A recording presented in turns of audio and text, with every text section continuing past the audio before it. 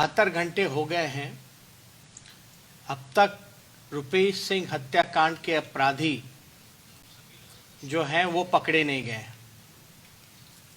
कोई सुराग नहीं मिला है, कोई कार्रवाई नहीं हो रही है। आज आप लोगों ने देखा होगा कि माननीय मुख्यमंत्री जी से जब पत्रकारों ने सवाल पूछा कि बिहार में अपराध क्यों बढ़ते जा रहे हैं, तो मुख्यमंत्री गुस्से में लाल, बौखलाए हुए, और ऐसा लग रहा था उनके पास कोई जवाब नहीं है कि लगातार बिहार में अपराध क्यों बढ़ता जा रहा है। चुनाव भर जंगल राज चिल्लाते रहें, लेकिन वाकई में आज बिहार में महाजंगल राज आ गया है। और इसके महाराजा कौन है, हम पूछना चाहते हैं। बिहार के लोग भय में अपना जीवन काट रहे हैं। एक बुरा वक्त कोरोना काल का चल रहा है, लोगों के रोजी रोटी पर आफत है, किसान बदहाल है, नौजवान बेरोजगार है, संविदा कर्मी परेशान है, सरकारी कर्मचारी परेशान है, व्यवसायिकों में हाहाकार मचा हुआ है। कोई जात के भाई हो, कोई वर्ग के हो, कोई धर्म के हो, आज सब लोग इस डबल इंजन एनडीए सरकार से खफा है, परेशान है। इन्होंने बिहार को पूरी तरीके से बदहाल बना दिया। अपराध की अगर हम लोग जिक्र करें तो बिहार में ये कोई पहली घटना नहीं है। यहां अपराधी बेखौफ घूम रहे हैं। अब तो अपराधी घर पहुंच करके AK-47 चला करके हत्या कर रहे हैं, हमारी बहनों के साथ रेप कर रहे हैं, जिंदा जला रहे हैं घरों में घुस करके। मुजफ्फरपुर की अगर बात की जाए तो कितने दिन बीते हैं बालिका गृह को हुए हुए, लेकिन सत्ता ने केवल संरक्षण देने का काम किया अपराधियों को, और जो कि नतीजा है बिहार में संगठित रूप से सत्ता का संरक्षण अपराधियों को प्राप्त है। यही एक मुख्य वजह है जिसके वजह से बिहार में अपराधी बहनों के साथ रेप किया गया, उसके घर में जाकर के जिंदा जला दिया गया और कहीं गाड़ दिया गया था उसके लाश को। आज वो लाश बरामद हुई है, लेकिन ठीक उससे पहले मधुबनी की जिक्र करें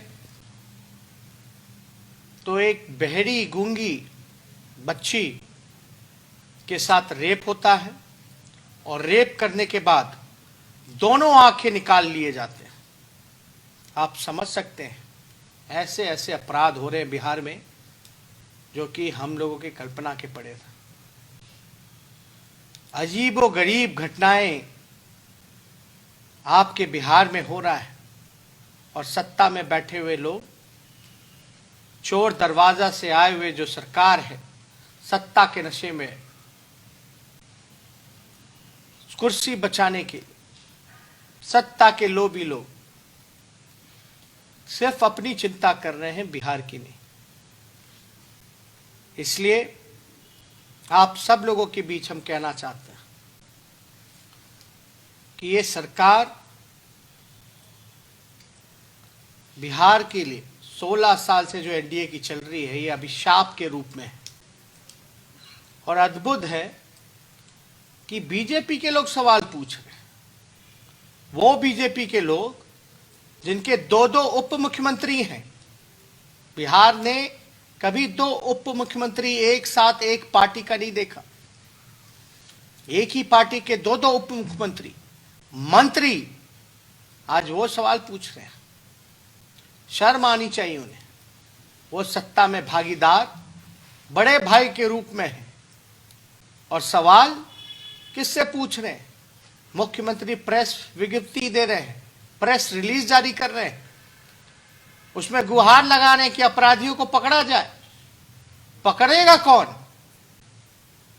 16 साल से मुख्यमंत्री आप, गृह मंत्रालय आपके पास, बीजेपी के मंत्री संतरी सारे कुछ, लेकिन अपराधी पकड़े नहीं जाते। इसलिए आप सब लोग,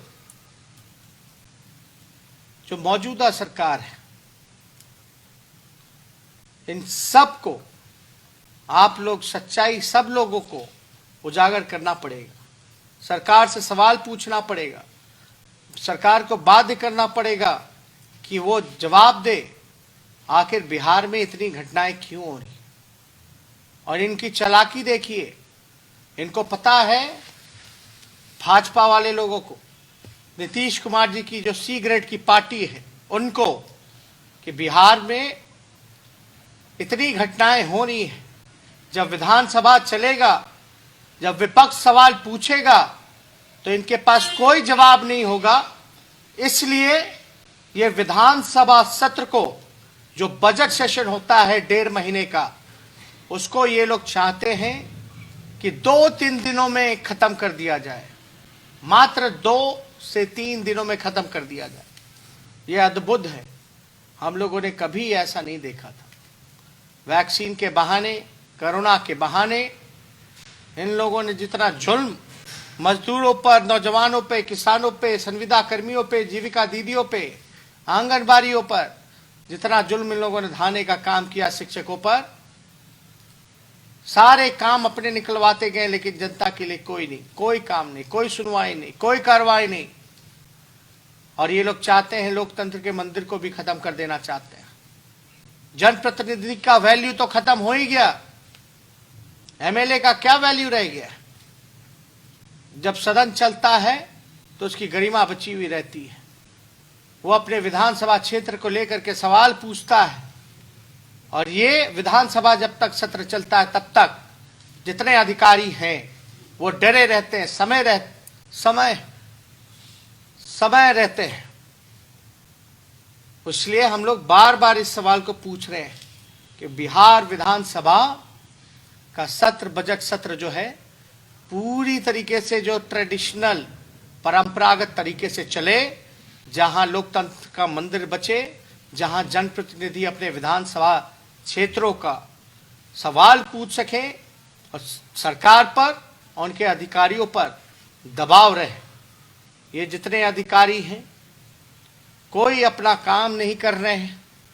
आप लोग सब लोग देखते होंगे, दिन प्रतिदिन बड़ी संख्या में लोग जो है हमसे मिलने आते हैं, लोगों की शिकायतें रहती हैं, और सरकार में कोई लोग उचित नहीं समझते कि जनता से मिलें, उनके समस्याओं का निदान करें। लेकिन ये जो अपराध बढ़ता चला जा रहा है लगातार, जरूर 72 घंटे हो गए, अगर अपराधी नहीं पकड़े गए हैं, कोई कार्रवाई नहीं हो रही ढंग से, तो कहीं ना कहीं से आप कह सकते हैं कि इसमें बड़े लोगों की संलिप्तता हो सकती है। रुपेश सिंह हत्याकांड में एक भले व्यक्ति, मिलनसार व्यक्ति, हम लोगों से परिचय था, उठना बैठना था, उनकी दिन दहाड़े हत्या हो जाती है पटना के राजधानी में, और हत्या के बाद कोई कार्रवाई नहीं हो रही। तो आप समझ सकते हैं कि बड़े बड़े लोगों का भी इस केस में इन्वॉल्वमेंट हो सकता है।